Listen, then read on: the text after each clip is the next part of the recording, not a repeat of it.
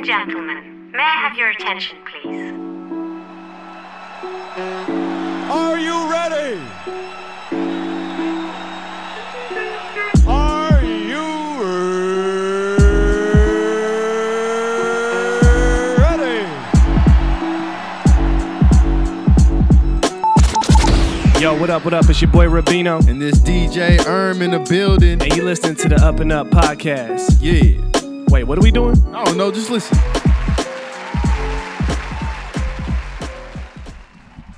Yes.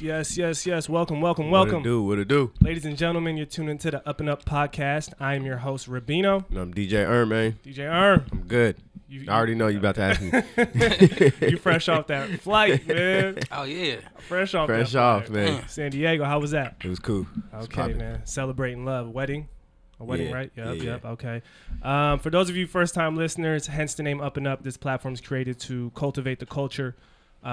We do nothing but share amazing stories of individuals who are going after their dreams, their visions, their goals, and letting nothing get in the way of that, and they're staying on the up and up. I do want to take some time, obviously, to shout out all the supporters, the listeners, the viewers. Man, we love you guys. We appreciate you for all the constant support. If you can, make sure to rate, subscribe, review. And like. And like. That's the way you forget all the time. Yeah, go ahead and like that, too. You can catch all our episodes on SoundCloud, iTunes, YouTube, all that. And some.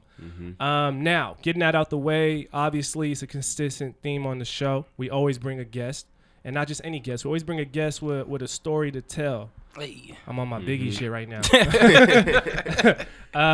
Today's guest, I would say, he's a man, I would say, whose grind has allowed him to pave a path for young up-and-coming artists here on our home front. A true creative who's keeping everything he's doing on the up and up, right? Obviously.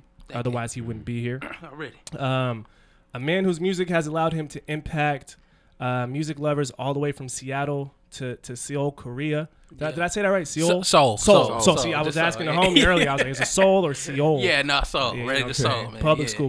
All right.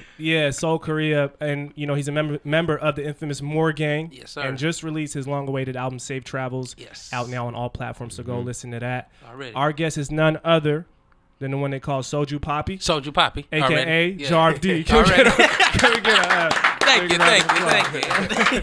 you. How you doing, fam? I'm good, man. I'm chilling, Good, man. Shit. Thank you for coming to the show, Already. man. Of course. We appreciate you. And yeah, man, if this is your first time experiencing the UpNUp Podcast, we usually start our shows off with the quote of the day.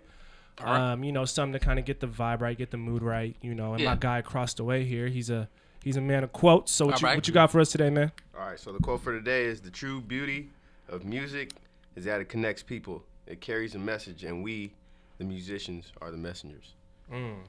True. Yeah. I mean, I ain't a musician. I already carry the know. message. Yeah, I feel you, man. I got you. You said that like you was talking about yourself. Yeah. I was And like, me. all right, damn. And look we. at that, right? And we. Yeah. And who was that by? Do you know? Who was it by? Roy Ayers. Roy Ayers. Say that. Okay. Well, shout out to Roy. Already. So we bring in the quotes, obviously, to set the mood, set the vibe, but we also want to bring in something that'll tie into our guest story. Yeah. And you being an artist and a creative, we felt that tied in.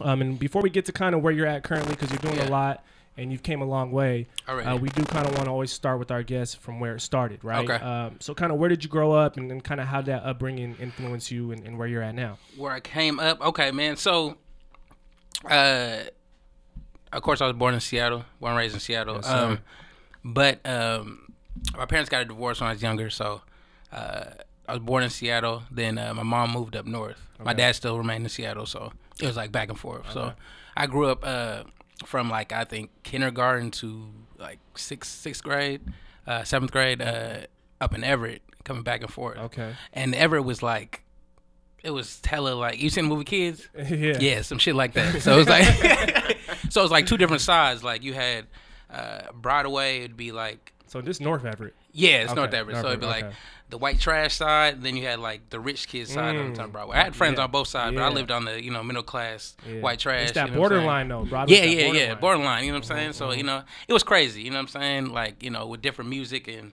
hearing a lot of different rock bands and alternative shit and going back to Seattle, being with my cousins and shit, and you kind of had that balance. Yeah, that balance of both. But a lot of influence of a lot of alternative and different music. I came up playing music first. Okay. So I joined in middle school. I joined a band, played saxophone and shit. Okay. I always wanted to play the saxophone. Already, yeah. They told me I had to start with the clarinet, and I was like, man, hell no. do that shit. They tried to have me do some like flute shit, and I was like, nah, nigga, I'm not. Come on, man, what the fuck, like the flute, nigga, I don't. Yeah, bro. Yeah, so I played the saxophone sixth, seventh grade. Yeah. Went to Mercer, my 8th grade year. Played in a jazz band there, and what the fuck was I doing? I was doing that and tap dancing back in the day too. Damn, so you was just all over the place. Yeah. On your Gregory Hines shit. Yeah, real shit. So I definitely was on my Gregory Hines shit. Yes, but sir. so I was involved with dance and different shit in the arts. Okay. I came up here, my Uncle Isaiah and my godmom Darcel used to run a program at Langston Hughes and the CD. Okay. And they used to do plays every year. And I used to do that, summer plays, summer musicals and shit. So, I mean, I was a little bit into acting and shit. Okay, so so I was full on arts already. I mean, around. On top of that, you know what I'm saying, I was just, I was pop locking and shit.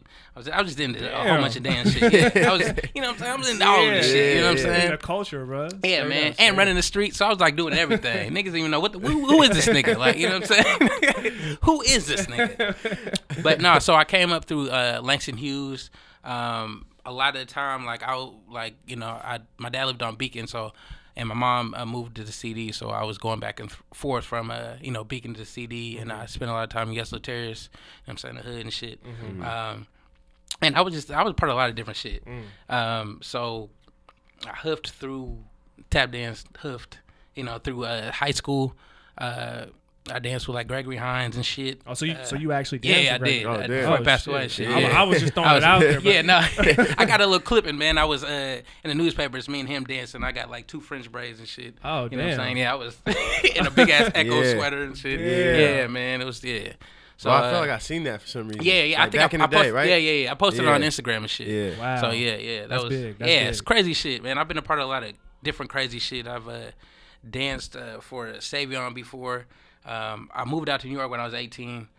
My guy he was going to NYU right after we got out of high school. Okay. I went to Franklin too. So right after high school, he was doing his shit at NYU. I just was like, look, man, I'm about to come out there. And he's like, yeah, all right, man. So I was like, nah, nigga, for real. I'm about to come out there. Yeah. He's like, all right. So one day I was just like, look, fuck this shit, man. I was working at Safeway. I think I was stocking and shit. Okay. And I was trying to get fired. I was like, man, they gotta like fire me, bro. Like I'm just firing me, nigga. I ain't no quitter. I ain't even no quit. Just fire me, man. Fire. Like I literally tried, nigga. Like I was working night shift, and I remember I went in and I was like, look, I gotta go home for a second. I went home and took a nap, my nigga, and came back, and they was just like, all right, man, go to work. I'm like, nigga, fire me. Can somebody fire me? Like, you know what I'm saying? Writing's on the wall, dog. Yeah. So I was like, be here. yeah, I was like, fuck it, man. I quit. So I quit that shit. I moved to New York with like $700, nigga. I thought I was about to do it, nigga. No fucking high school. I left Franklin like 11th grade. Went to interagency school. Okay.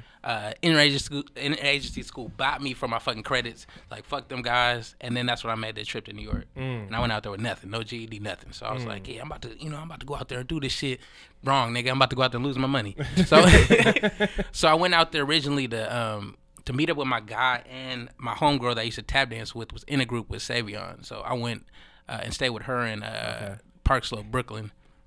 Chilled for a minute, and yeah, lost all my money and fucking took my ass right back. You know what I'm saying? Yes, sir. It was like a couple months. I was like, yeah, back again, nigga. Yeah. So did that shit. I was doing music low key like this whole time, but like nothing super serious.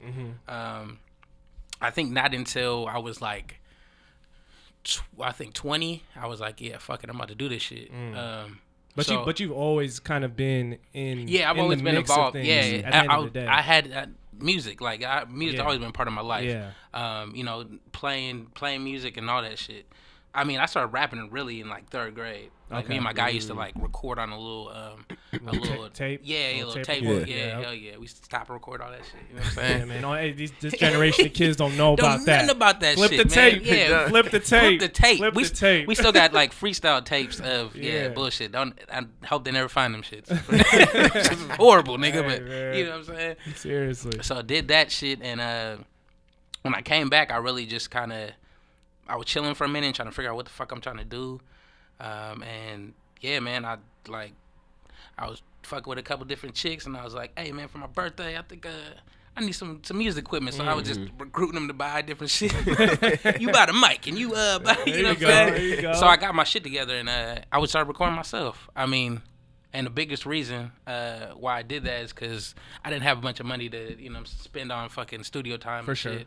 And it's like, that's what I was saying earlier. Like, you get there and then, you're paying for the time, but the engineer's rushing through the shit. Yeah. And it's like, you're trying to hurry up and cram shit. And it's like, nigga, that's not even, And it's rushing your creative process, too. Definitely is doing that. Exactly. Nobody wants that. So I was like, man, fuck this shit. So I started doing it myself. And some people were just acting funny with the studio. You know? Niggas wasn't thinking, you were serious. Or like, all right, man, all right. So let's take it from from when you decided, okay, rap is something that I want to pursue, because you tried your hand at a lot of shit, it sounds like. I did. And what was it about rap to where, because I feel like, you just know. Right? Yeah. Like, everybody wants to rap. I rap all the time. We do freestyling and shit. Already, I definitely ain't going to go on stage and do that shit. Already. Right? You know what I'm saying? So what was it? What was that moment, that defining moment for you where you were like, you know what? I may not be where I want to be, but I want to work at this. I think when I did my first performance, and I was part of a group called Cloud Nice in 2010. I joined this crew based out of Beacon Hill. Okay. It was like 4 of us. I don't know if you know the group Hella Dope. There's a group back in the day, part of the Seattle hip hop scene called Hella Dope. Okay. They're part of Cloud Nice. So it was those two, and then there was another cat that produced for me named Mikey. Okay. And like I was just fucking with them guys, and we actually met up on some breaking shit. Mikey, who was producing for me, is a breaker. BYC crew. He's in a group with my cousin. My cousin was also part of that crew. So we was meeting up on some dancing shit. And then after this little rehearsal, he was like, I'm about to go to the house, go to the studio. I'm like, nigga, you got a studio? I'm like, oh yeah, man, come on. Yeah. You tell a nigga about the studio. You know, you gonna be like, all right, nigga, what's up? What's happening? Yeah. Oh yeah, nigga, I'm on. What's up? Yeah. So we went down to the house and we just started recording shit. And like I was still recording shit at my house. And like I think a couple months after that, we just, started getting serious, and I had like my first performance, like up north doing like rap shit, like this is my own rap shit, and I was the king of making like a minute, 30-minute songs and shit. Like I was, nigga, I had snippets for your ass, you know what I'm saying? Real quick, I'll do, you know what I'm saying? I could put a bunch of songs in the set list. You could get people hyped. Yeah, exactly. So I did that, and I made a set list and shit out of it, and when I performed, I was like, yeah, man, this is what I'm about to do. Like you got to do this shit. You know what I'm saying? So I think 2010 was like, nigga, this is what I'm doing. Yeah. You know what I'm saying? 2010 was that year. Yeah, too. It was for real. Yeah. I mean, and people try to be like, oh man, well, I'm gonna do rap and nothing else, but they get hit with reality and shit. I got a kid and shit. Like, my kid's 13. You know what I'm saying? Like, I can't just, you know what I'm saying? I tried it for a minute. I was broke as shit. Nigga, I couldn't just rap. Like, it wasn't making money like that. So, I mean, that's the whole reason I joined the Ironworkers, and that's part of the reason. I beat 2 dope cases too, but you know what I'm saying? It's like, So I needed some fucking money. I needed a trade where I can, if I wanted to leave, travel anywhere, I can still do it somewhere. Yeah. So that's another reason I picked this shit. So no, that's real. Bam. Who were some of like the artists that like influenced you to become a rapper? Man. Oh yeah, there's a lot of those. There's a lot of them because it's like Tech Nine. I used to bump a lot of Tech Nine. Okay. Man, there was so much music out, and it's hard for me because a lot of people are like, who's your favorite rapper? And it's like, it's hard for me to do that because I think people have like specific tight talents. Like, I mean, Tech Nine filthy at rapping and performing, and you know what I'm saying. So every artist I feel is like different. I like Devin the Dude hella. You know what I'm saying? I was just listening to him before you came here. Already, that's crazy. I mean, that's that. He got that vibe shit. You know what I'm saying? Smoke too. So that's pretty much like you could take a piece from like different people. Exactly. So it's a piece from everybody. So I'm like, damn, he's filthy at this. It's a mood too. It's a mood. It's like I feel you. Sometimes my mood is Pac, and sometimes my mood is Big, and then sometimes my mood is Snoop. And it's like I love them all, but it's like there's just specific times Exactly. when I want to hear that shit. And people are understanding that. I see a lot of people getting in fights about like, you know, who's dope, who's the dopest. Like there's so many genres in rap. There's shit that you want to listen to when you want to just hear some lyrical shit. There's shit you want to party to. There's shit that, you know what I'm saying? It's just like a whole different wave of shit. So it's like whatever. And music's subjective. Right? Like there's a nigga right now in Chicago that will tell you Chief Keef's the greatest of all time. And No, you can't tell him he's wrong, right? That's what I'm saying. Like everybody has their own taste. Yeah, and, I agree. You know, people be beefing like, oh man, how could you like that? And it's like, well, if you don't like it, it's not for you. You know what I'm saying? You got to pick what's for you. There's so much music out there. Pick what's for you, nigga. If you don't fuck with it, don't fuck with it. You know what I'm saying? Exactly. I'm still gonna listen to mine. Exactly. You know I don't need to be like, oh nigga, you don't need to be where you at. It's like, nah. Obviously, you got there for a reason. You know what I'm saying? So you know, enjoy your shit. There's room for it all. Exactly. There's room for everybody. Exactly. You know. Definitely. And then so we had Raz Simone up here. The infamous. Not too long ago. Good dude, man. Good brother. Hell yeah. He so we talked a little bit about the Seattle hip hop scene. Yeah. And I always like to tap in with Seattle artists who came up in the city. To kind of get their perspective on things, because we talked a little bit about kind of when you were coming up. How was the scene here in Seattle? Because we also talked about regional boundaries. And how I feel like nowadays they're not as relevant or as primary anymore, because now it's the SoundCloud era and shit like that. Of course, So you can still come up, but at the time you were coming up, you had to put in that work. You had to put in that work. So I want to say our first group, like as the crew, was at Park H1ghr. It was like in the back of Park H1ghr, nigga. It was like back of the pizza spot, nigga. My mom was on the chair shaking her dreads. It was crazy. Like it went down. Like but it was like you had to put in a lot of the show work. That's where it really mattered. Got you. Around Seattle, and we were the crew. Cloud Nice was like, you know, our music was very, you know what I'm saying, spacey and shit. And I mean, I had Nacho with me too. It was like Nacho's first performance too. I made him grab a mic and get up there, and this nigga did not rap. You know what I'm saying? Like that. You know what I'm saying? He can freestyle for days. Yeah. Like, let me just rewind it. When we was, like, even getting him to rap, like, he always been able to freestyle. He couldn't write for shit, but his freestyle is fucking forever. This nigga just go. So, we used to sell dope and shit back in the day, and I used to hop through his window with my laptop and shit and be like, nigga, we're recording. He'd be like, all right. And he'd be hella mad, and I'd be like, hey, just freestyle, and we'll do a hook, just freestyle the shit. And this nigga just kept getting fucking better and better, and it's like, he's a monster, you know what I'm saying? Yeah. So, I mean, back to our grind was, it had to be shows, though. You had to show face. We had to see you live. What could he do, you know what I'm saying? Yeah. So that's where it really was at before it was, like, music, because... I mean, it was like the internet was there, but it wasn't there. Like, you know, it was just coming up. It was just coming up. So it's like the presence of the internet was like, nigga, what the fuck's email, nigga? What? You know what I'm saying? Like, nigga, we was just coming off the MySpace wave. Yeah. So I mean, we knew emails was, but it's like, nigga, this is all foreign shit, especially spreading your music out. And now it's like so filthy that somebody in fucking Europe can hear your shit and be like, oh man, I hear you, and like, come to Europe, and like, give me a ticket. Sometimes a lot of your supporters are probably people that don't live in your city. And that's why I always say those boundaries you know, don't really exist anymore. It really doesn't. I've seen the Seattle shift of like the Seattle scene of hip hop. I remember when it was like they had like different groups, and all these groups were different. They had The Satisfaction and a Mad Rad, and you know, then we had Sport and Life, and then it was just a whole bunch of, and everybody was just different. You know what I'm saying? I mean, nowadays it's, you know, different shit, but it was way more different back then. It's hard to explain, but you know, it's You just have to be there. Yeah, you had to be there for it, man. You know, what did Cameron say? You wasn't there. For real. You know what I'm saying? Yeah. Put in that work, brother. Hell yeah. And no, we brought that up, or I brought that up because I just remember that was something Raz was talking about on the last time we had him here.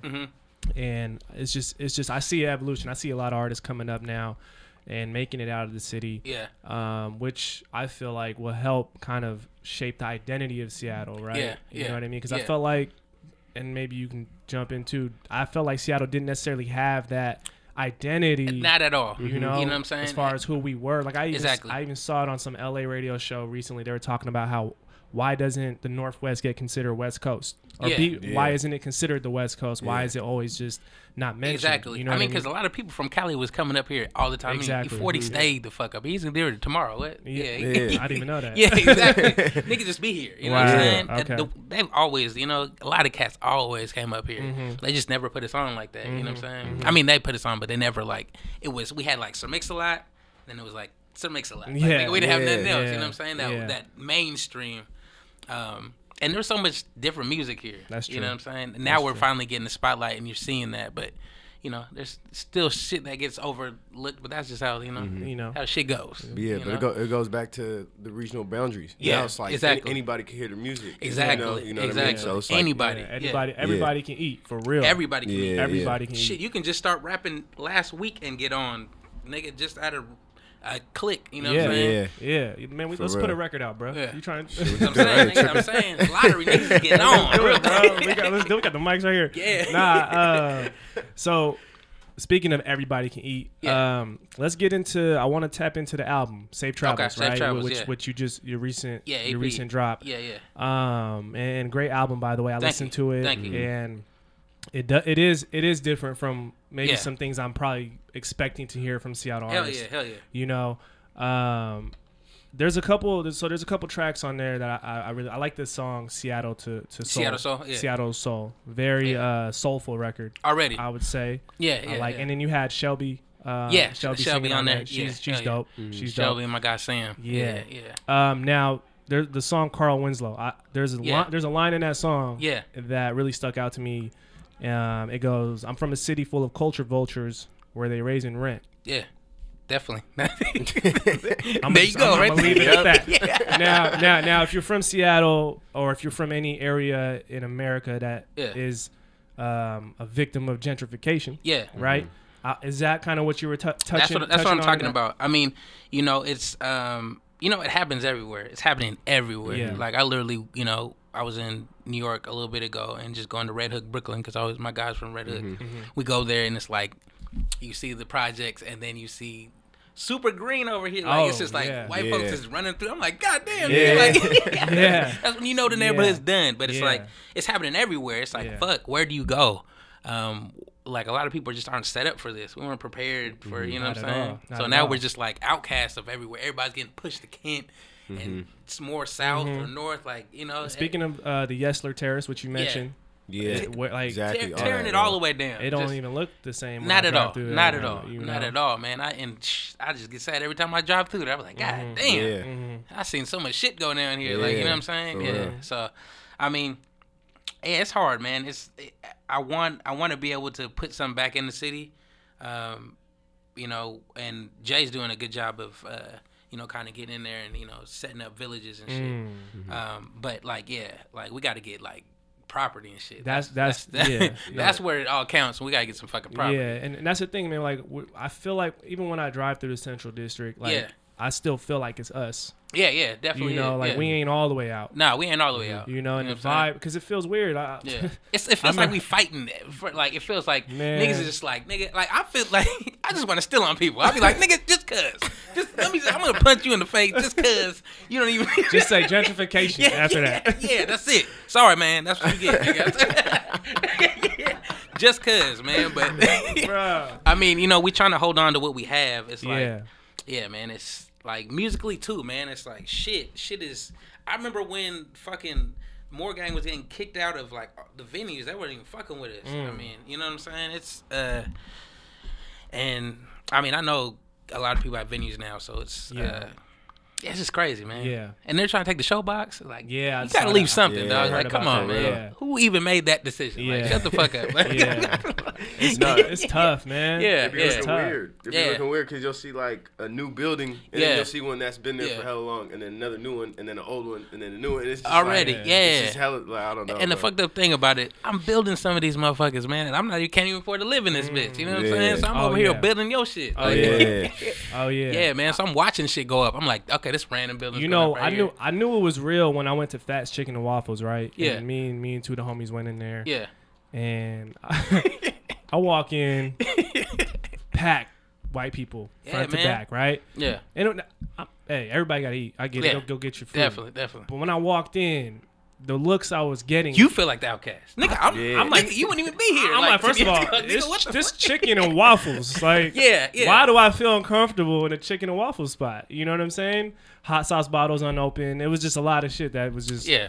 I was just like, come on, And so, I see it. Yeah. And it's out there, and I just bring it up because you do have that platform, right? And you have to find a way to talk about it already. When people are listening. So yeah, definitely like that song, and I love that message that was in there. Thank you. Yeah. I try to throw a little shit out there. I don't try to preach people's ear off, but real shit happens. Like I got to speak on it somehow. You know what I'm saying? For sure. Got to be some content in there. Like I don't know. I just speak on real shit, but I'm not here to like just preach your ear off and like, you know what I'm saying? Yeah. Nobody. I've never been a cat that wanted to be preached to, but I mean, just hit me with a little bit of game, but you know what I'm saying? You gotta be too preachy, but What they say? Put the medicine in the candy. Is that there's like a? I never heard that. Yeah. That was yeah. You never heard that? You never heard that? No, it's like put the medicine in the candy so you don't think it's actually like medicine. Yeah. You still gonna get what you need. Okay. I understand. Yeah. Okay. Right, for a second. For a second, y'all made me feel like I was like, wait, did I say it right? Did I say it right? This is a real quote. Yeah. Put the medicine in the candy. Nah, I definitely understand that. I mean, you have to, you got to throw them with a little game. I mean, even when we started Moor Gang, the idea of Moor Gang, how we came up with it was, you know what I'm saying, not to preach to people, but for them to find out what the fuck where it came from and why we use that. And, you know what I'm saying? Yeah. So, a lot of people get hip and get, super pumped when they hear, oh, you talking about the Moors, right? And like, you know what I'm saying? Yeah. Even white folks hit me up crazy. Take like, it you back. talking about the Moors? I'm like, Take it back. Glad you know. You know what I'm saying? Yeah. Take it back. Absolutely. For sure. So how do you how you approach your album? Like before you you know what I mean?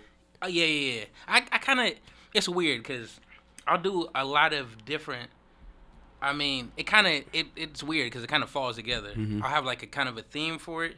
This one was, it was just kind of the journey of even starting from here and getting to go to Seoul and just seeing that culture and seeing, it was just a bunch of shit that I just haven't seen. And so that's where Safe Travels came up. Yeah. It was my first time out of the country, really. I mean, I've been to Canada and shit, but I've never been like Asia and shit. Yeah.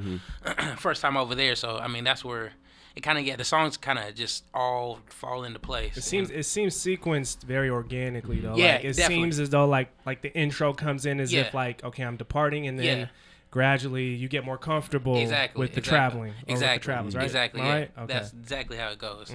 And I mean, I have fun making fucking skits and shit. I don't know. The intro was dope. I like the skit. Yeah. Well, I mean, we grew up with a lot of albums that had skits and shit. Like, that's had to be part of your shit. Like, have something, right. you know what I'm saying? Right. Not just straight songs. So I always try to throw a little bit of humor and some real shit in there. Like, all my projects have a little bit, like, they'll have voicemails from my dad because he's super old school and like, calls what do you call a text message? A text mail or some weird shit. He's like, he'd be like that. Hey, I'm gonna send a little text mail to you, bro. I'm like, nigga, what is that? Like, he be off that shit. But it makes sense. Text mail is not. It's not really that's that. Not what you call it. But this, I mean, my dad is the one of the niggas that just did not get a cell phone for hella, and was like, no, what do I need a fucking cell phone for? What? Call you on not the landline. I'm gonna call you on the hard line. Not even I'm like, the house phone, nigga. He's like, yeah, the hard line, nigga. Hit me on the hard line. I'm like, all right, man. Dead. So he got a cell phone now, but he just sends me random dumbass pictures of the backyard, and I'm like, nigga, what? He sent me a picture of a vest. I literally sent me a picture of a vest. I'm like, where'd you get a new vest? He's like, no, this is old. I said, why are you sending me this shit? He's like, it's a good picture. I'm just, you know what I'm saying? Here's the backyard, and he didn't even show the whole backyard. This nigga had like chairs and shit. I'm like, nigga, stop sending me pictures, please. Stop doing that. So yeah, my dad's an old school nigga, man. He's That's funny. show, man. Fucking crazy, man. He's from Idaho too, so that's very random. Oh wow. Yeah, Okay. so I got a lot of randomness to me, man. Yeah. Only brothers in Idaho. You heard me? Man, we know about Idaho. We were being out there in Pullman with the Wazoo and shit. Fuck around, Fuck around with them fuck arounds. Yeah, man. I came out. Man, Pullman used to go damn, man. I used to come out there, go to Moscow and shit, have a little club out there. Yeah. Go cool. Hell yeah. I done did some dirt out there. Yes, You know what I'm saying? They say Hell he's yeah. traveling, man, for real. I do. He's been traveling. Goddamn. Yeah. Cool, man. So I want to talk about. So you did mention being able to have the opportunity to travel and go to Korea, which Hell was yeah. probably an amazing experience. Crazy. And you were in connection with H1ghr Music, right? Yeah. With Jay Park Yeah. and Cha-Cha Malone and Yeah. the rest of the crew there. Yeah. So how did that connection come about? So- yeah, I'm always curious to find So how out. that even happened was, it was very random. I was still working on my own shit. He hit me on Instagram. Okay. And he hit me. He was like, "Hey, what's going on, man?" I didn't know who the fuck this nigga was. I was like, "Who the?" I'm like, "All right." He's like, "Hey, man, I'm feeling your shit." And I was like, "All right, cool." And I looked at his shit. This nigga had like 1 million followers. I'm like, "Hey, who the fuck's playing on my shit?" Like, I mean, who the fuck? Yeah, all right. Yeah. He's like, "Man, I'm digging. I like your movement, what you're doing and shit. And like, I'm just, seeing different artists, from the town, and I'm coming back." In a couple months, and I want to chop it up with you and shit. I'm like, all right. Bet. So I didn't think this shit was real. I'm like, nigga, all right. So I got to look him up. So I'm looking Jay up and shit. Niggas got an E Hollywood story and shit. I'm like, God damn, all right. This nigga's like, oh, okay. Yeah, Fact so, checking, yeah. Yeah, so I go back to when he was on his first K-pop group, and like, damn, okay. Impressed. So he also hit Avatar too. Av hit me. He's like, man, this guy Jay hit you? And I'm like, yeah. So, he finally came and he hit me up and he was like, "Yeah, let's meet at this restaurant." The restaurant was his homeboy's Junior. The place up north is called Luna Azul, Mexican restaurant. Okay. So Junior's part of his break crew, Okay. AOM. So Okay. and I actually knew him through somebody else. So I Okay. was like, "Oh shit, what's going on, man?" As soon as I walked in there, so we knew mutual people through the Nice. break world. And then we sat down and like ate and chopped it up about, he told me his story, I told him my story, and then it was like, it was like, you want to go kick it? And I was like, Yeah. all right, let's go to Aston Manor, all right. You know what I'm saying? Yeah. So we went there, and I still didn't know what the fuck I was getting into, and I was like, Yeah. all right, so we go in there, and then like 3 Korean girls just run out of nowhere. Oh my God, Jay. I'm like, who the fuck, bitch? I'm like, I'm like, oh shit, they're cameras. Oh, trying to take pictures, and they're just going crazy. I'm Yeah. like, I was like, okay, Yeah. okay, all right. So that's when it kind of hit me, and then we continued to like stay in touch. And he was like, when I get back in town, bro, I'm gonna go on a little U.S. tour with my label. When I get back in town, I'll hit you up. So he came back, and he did a show at Showbox Sodo. Okay. And he was like, I'm in town. Come through the show.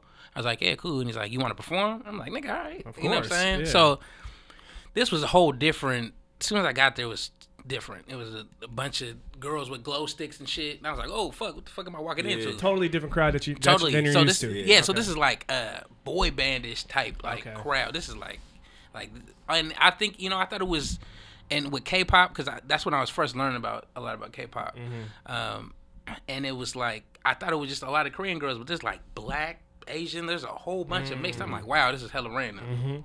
Go up on stage, we wreck shit. I mean, they're going crazy, fanning their little sticks and shit. I'm like, damn. So I get out of there and I'm leaving. And they're just on the side, like by the door, screaming and shit. I'm like, oh fuck, what the fuck? So I'm walking out. Jay's in the window, and they're just going crazy. And I'm like, this is nuts. Yeah. I'm like, damn, I didn't think this shit. Yeah. We don't have no more boy bands in America no more. So it's like, you know what I'm saying? It's Like nothing. even Yeah. here in Seattle, That's to what I'm see saying. something like that. That's not you know, don't see like- that no it's more. not- It's yeah, like it's in not sync normal. and shit. You don't see that. Yeah. It's not normal. So so we just continue to keep in touch, and I'd follow his movements. He was just hitting me up, and then like I think a year and a half after, like he just kept coming back to town, and we chop it up, and he was like, man, I got this idea, man, and sat down with me and chopped it up, and kind of was like, I'm trying to start this. He put out the whole plan. It's like, hire, you down to do it?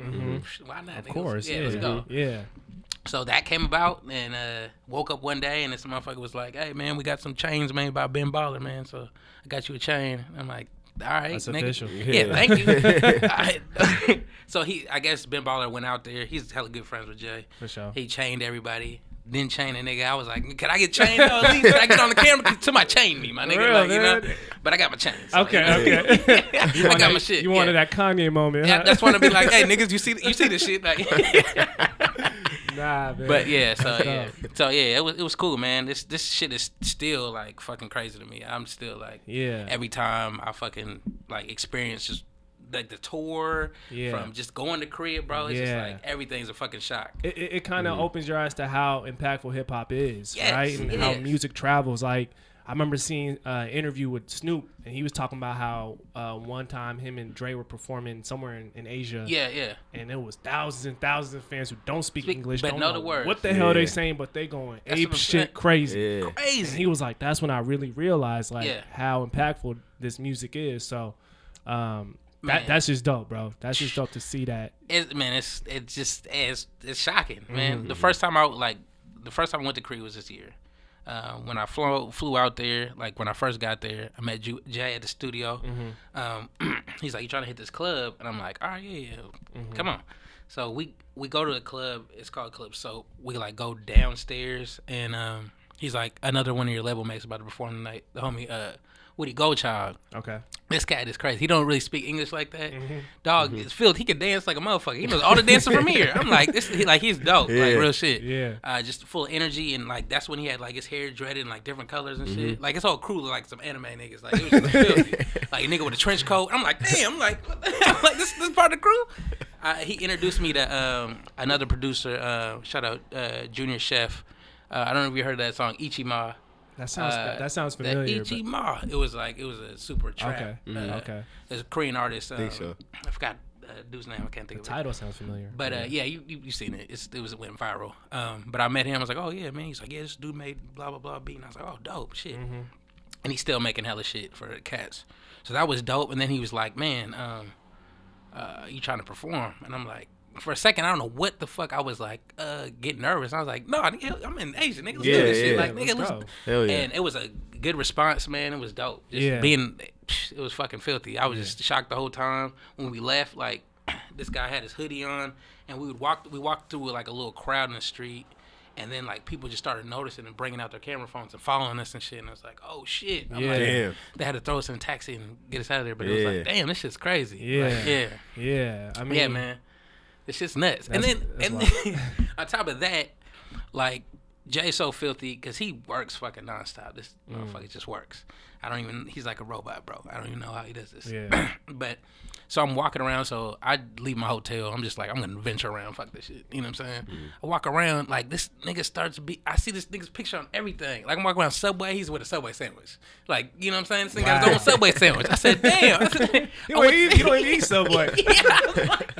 I was like, man, what's on your sandwich? He's like, you got pork. I was like, yeah, I don't fuck with that. But you know what I'm saying? Already. Yeah. So I go to the mall. There's like a big ass, I go back, I think it was some shoe store, and it was like big ass Nike sign.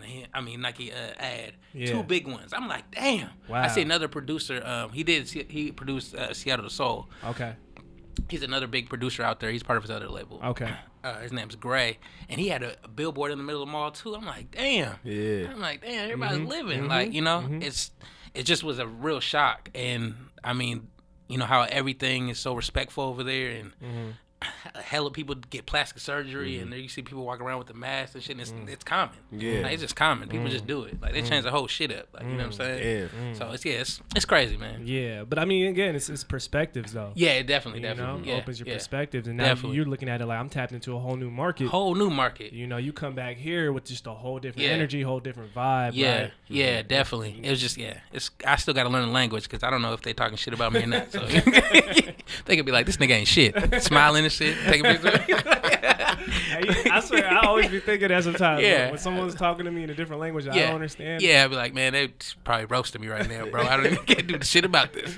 Nah, and it's dope to see that you guys actually built a genuine relationship before any business, anything was locked in. You know already, and that's what's cool about it, man. With Jay, nothing was forced. It's all very genuine. I mean, and you know, me, Raz, we know each other already, so it's like it was like nothing. It was like you know, with family, we moving around. That's solid, man. Yeah, that's solid. Especially when we went out there for the first year anniversary shit. That shit was crazy. Oh, yeah?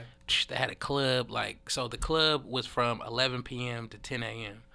That was the club night. That's the hours, nigga. Damn. So off top, nigga, I'm like, soon we get there at like 8, nigga, we land. And they're like, you got like an hour to get ready for the club. I'm like, damn, all right. 11 to 10. Yeah, it's our 1 year anniversary. So as soon as we go up in there, I'm like it's a shock, bro. Like, they take us to a little red carpet. We take our picture. And then we walk into, I guess it's right to the stage, and it's like a small ass stage, so we have to walk single file like down, and it's just packed. Like the floor is packed. They got our banners on on the little mezzanine. It's just packed the whole fucking thing. I'm like, damn. Wow. And I'm just like, I'm trying to put it in my camera. I'm like, shit, everybody has their camera on there. I'm like, nigga, Y'all I gotta see get this on shit? y'all. Y'all see this? I gotta get on y'all. So, man, I got fucking hammered. Yeah, I got hammered that night. Hell yeah. I'll tell you that. As you should. They gave us so there was like the bottom floor where we performed, there's a mezzanine with another DJ, and then there's a third floor, and they gave us like 3 rooms, liquor all in there and shit. So I killed like 3 bottles of champagne to myself. I'm just walking around the club with the bottles and shit. I started walking around people's VIPs, and the girls was like, oh, pouring drinks in my mouth and shit.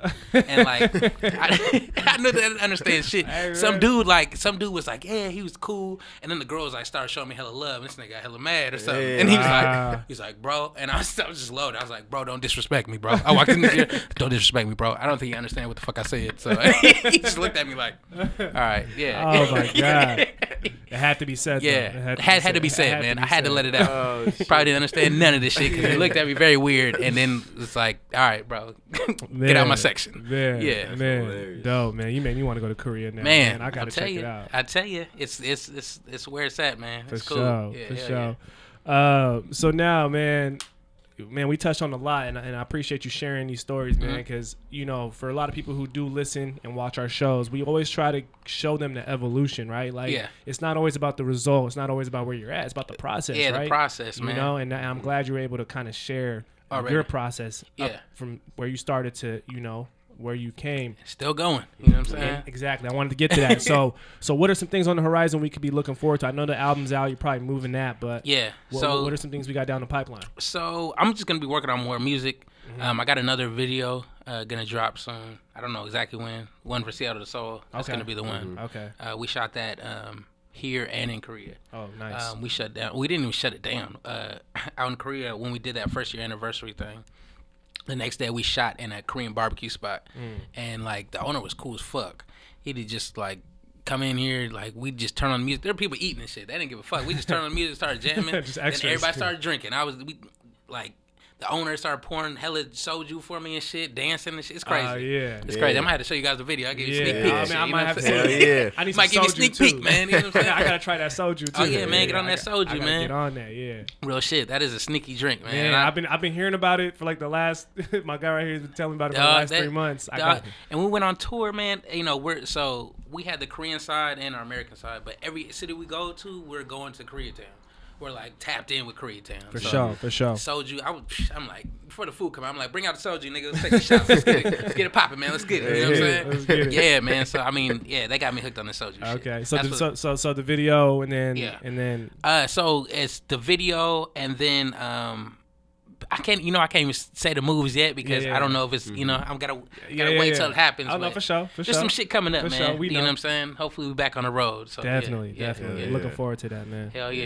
Yeah, Hell yeah. We're gonna be tapped in. Oh, Yeah, sure. definitely, All the way tapped in. definitely. And so I do always want to, end it off with this last question. I ask it to every guest that comes through. Yeah. And it's a great way to kind of sum up everything we've talked about. Yeah. But again, cast kind of the vision ahead. So if you can, my brother, Alrighty. what's one word to describe what keeps you on the up and up? Oof. One word. One word. You You can could- explain. you- yeah, you could explain it, though. too. But Okay. One word to describe. so one word to describe what keeps you on the up. Oh, and up. keeps me on the up. I have to say life. And why I said life is because, again, I don't know where this is taking me. I didn't expect to be in Korea last year. I didn't expect to be doing any of this. Like, I was going to continue making music, whatever. I don't give a fuck. But it comes a time, like, you get to a point where you're like, man, what is going on? Like, what am I going to do? And, like, this has just been different motivations. And being a part of this and being where I came from and shit is just, like, more inspiring to do this. Like, before I was, you're afraid to tell your story or be a certain way because, people look at you, like, oh, man, you're not trying to do shit I do shit for myself, you know what I'm saying? And all these experiences I just like showing.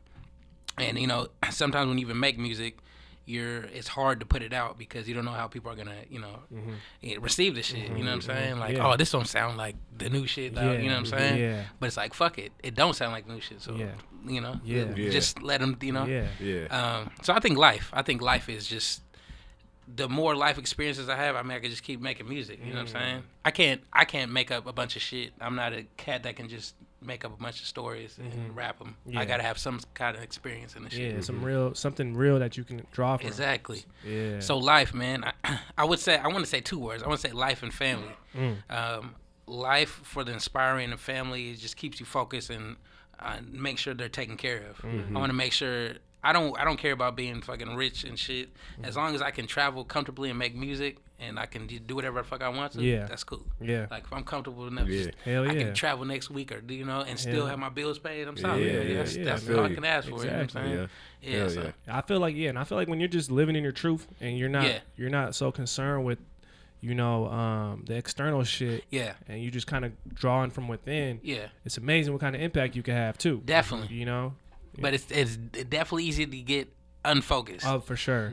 For sure. Social media it can be hard on you, man. The internet is like, you can't win against the internet. That's undefeated. Do not try it. Do not go against the internet. Repeat, don't go against the internet, my nigga. You're not gonna win. But it can sometimes, if you don't have thick enough skin, like they can fucking say some shit. They'll say some shit. Your mama ugly. You be like, damn, nigga, this is a picture of me. Like, why the fuck? Like, niggas really said, like, there was somebody said something, tried to clown or something, and I just had to respond. I was like, nigga, shut your, I'll beat your ass. Like, and I got, at the same time, I have to, like, think, like, I'm in a whole different situation. Like, I can't respond to everybody because then it just becomes me battling the whole fucking room. And niggas that ain't even around me, like, probably wouldn't say shit to me if they saw me in real life. It's not real. I try not to humanize it too much. Exactly. It's not real. Yeah. So I mean, Definitely. Watch out for that internet, boy. I'll get you. That shit will fuck you up. For sure, man. Life's good without the internet. Sometimes, right? Sometimes, you know what I'm saying? Yeah. Find that balance. But internet's like the new news now and shit. You don't even have to watch the news, nigga. If you miss 20 minutes on Twitter, you didn't know what the fuck went on. But you can't believe everything, man. You can't believe. There's some clout chasers out there. I seen you seen that news reporter talking about, Kevin Durant's gonna be a Laker next year. I'm like, bruh. Yeah, this is. He's like, my source. I'm like, bro, what sources? This the thing. Come on, man. And people don't even, they don't check for facts no more. So you can say whatever the fuck you want to. Niggas can be the biggest gangsters, biggest dope dealers. Nigga, I did all this and be straight lying and do it for the check though. And not give a fuck. Like, I did lie, but what the fuck you gonna do about it? Like, what the fuck? It's not real, man. You just gotta know yourself. Be true to yourself and just move solid, man. It's like they act like it's the government, man. The government be like, nigga, I poison your food, but what you gonna do about it, nigga? What you gonna do? Yeah. Fucked up. Though. For real, I know it is. You're like, all right. Because we all know, but it's not enough to stop a nigga to go to McDonald's. You know what I'm saying? It's not enough. Yeah, definitely, man. Life. Fucked up reality. Life. There you go, man.